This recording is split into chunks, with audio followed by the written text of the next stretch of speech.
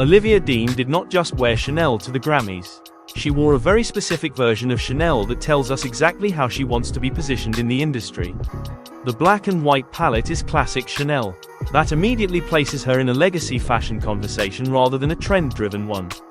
For a Best New Artist nominee, this is strategic. New artists often go for shock value on the red carpet to get attention. Dean did the opposite. She leaned into timeless elegance, which signals longevity rather than virality. Now look at the silhouette. The full skirt creates a soft, romantic shape that aligns with her musical identity. Olivia Dean's brand is soulful, emotional, and vintage-leaning. This is not a sharp, high-fashion, editorial silhouette. It is warm and graceful. That consistency between clothing and artistry is what makes a look feel authentic rather than styled by committee. The feather embellishment is important. Without it, this dress could read as safe or even predictable. The texture adds movement on the carpet and stops the look from feeling flat in photographs. Feathers also photograph well under flash, which makes the outfit more dynamic in motion and in still images. That is a red carpet calculation. Her two-tone Chanel heels reinforce the brand message. Head-to-toe Chanel styling is not accidental. It strengthens her association with heritage luxury. For a British artist crossing into the American mainstream, this kind of visual alignment with an iconic French house elevates perception. It subtly says she is not just a new artist. She is a future staple. Now connect this to timing. She is nominated for Best New Artist. This is the introduction stage of her global career. Instead of dressing like a pop disruptor, she dressed like someone already established. That is image building through fashion. So this look works not because it is dramatic, but because it is controlled. It is branding, not just styling. Sabrina Carpenter leaned fully into bridal codes at the Grammys, but this was not about looking like a literal bride. It was about controlled softness as a branding move. She wore custom Valentino by Alessandro Michele, and you can immediately see his romantic, vintage-inspired design language. The drop-waist bodice covered in floral beading pulls the eye downward, which elongates the torso and creates a more delicate, almost antique silhouette. That design choice gives the dress a couture, heirloom quality rather than a modern minimalist bridal feel. The tiered ruffled skirt adds volume, but because the fabric looks light and airy, the shape feels ethereal instead of heavy. On a red carpet where many celebrities go for body-conscious silhouettes, this kind of softness stands out. It reads as fantasy, not fashion risk. Then there is the sheer capelet. That detail pushes the look further into storybook territory. It softens the shoulders and frames the upper body, which keeps the outfit from feeling too structured or severe. It is a subtle styling move that reinforces the romantic theme without overwhelming her frame. Even her beauty choices support the narrative. The touch of white in the inner corners of her eyes brightens the face and mirrors the lightness of the dress. It is cohesive styling from head to toe. This works because Sabrina Carpenter's public image balances sweetness with polish. Instead of going edgy or dramatic, she doubled down on softness and made it feel high fashion through Valentino craftsmanship. It is bridal-inspired, but elevated into red carpet fantasy. Tuller's vintage D2 gown is doing more than serving glamour. It is reinforcing her identity as a performance-driven pop star at a key moment in her career. The crystal embellishments immediately tie the look to stage energy. Crystals catch and reflect light, which mirrors how she performs. Even on a red carpet, the dress feels like it belongs under spotlights. That connection between wardrobe and performance style makes the look feel true to her brand instead of randomly glamorous. The feather train adds drama, but it is strategic drama. Feathers create movement, and movement is central to Tuller's image as a dancer and high-energy performer. When she walks, the dress does not just trail behind her. It moves with her. That keeps the look dynamic in photos and video, which is exactly what you want when your career is built on rhythm and motion. Choosing vintage D2 is also a statement.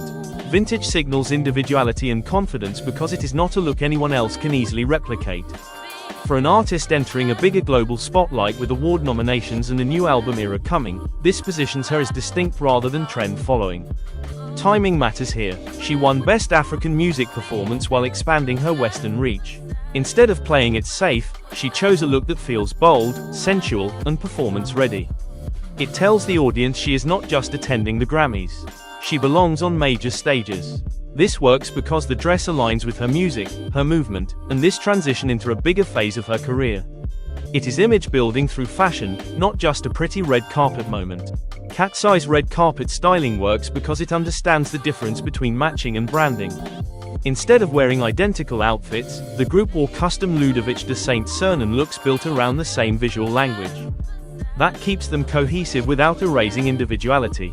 The shared palette of white and silver is doing most of the heavy lifting. White reads as clean and unified on a red carpet, while silver crystal elements add stage-ready shine.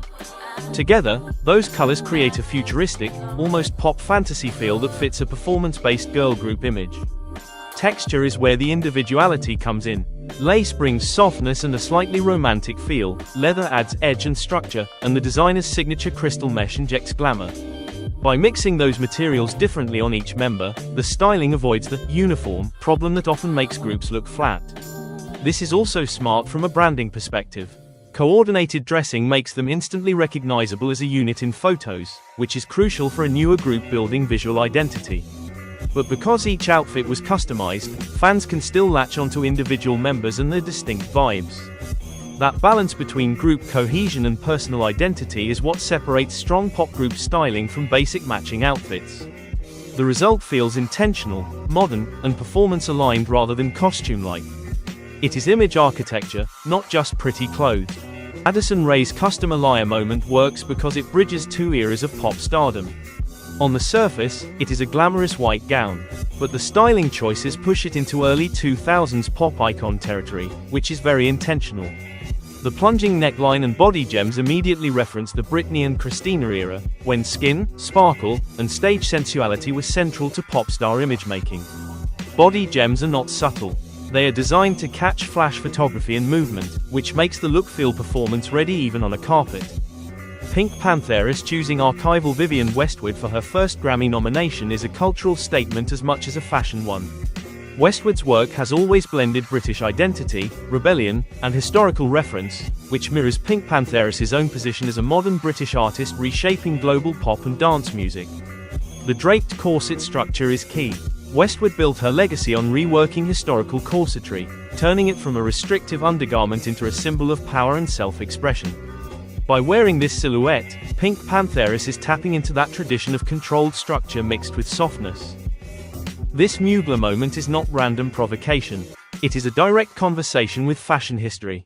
The sheer red chiffon gown draped from nipple rings is a reinterpretation of one of Mugler's most famous couture ideas from the late 90s, when the house blurred the line between clothing, body, and spectacle. Mugler has always treated the body as part of the garment, not something to hide underneath it. This look continues that philosophy in a modern context under the brand's new creative direction. The second skin base layer is important. Without it, the dress would read as pure shock styling. With it, the focus shifts to illusion and construction.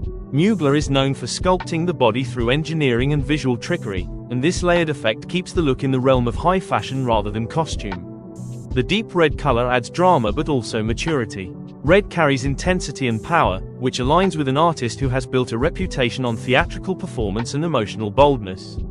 This is not meant to look effortless or casual. It is meant to feel staged, deliberate, and slightly confrontational, which is very on-brand. There is also clear career timing here. With multiple nominations and a rapidly rising profile, this is a moment to define visual identity at the highest level. Wearing a look tied to one of Mugler's most iconic eras places her in a lineage of performers who use fashion as performance art, not just styling. Even the toned-down makeup plays a role. By keeping the face softer, the outfit remains the focal point. It prevents visual overload and makes the overall image feel controlled instead of chaotic. This works because it is theatrical, historical, and aligned with her stage persona. It is not just revealing. It is referential fashion designed to provoke and be remembered.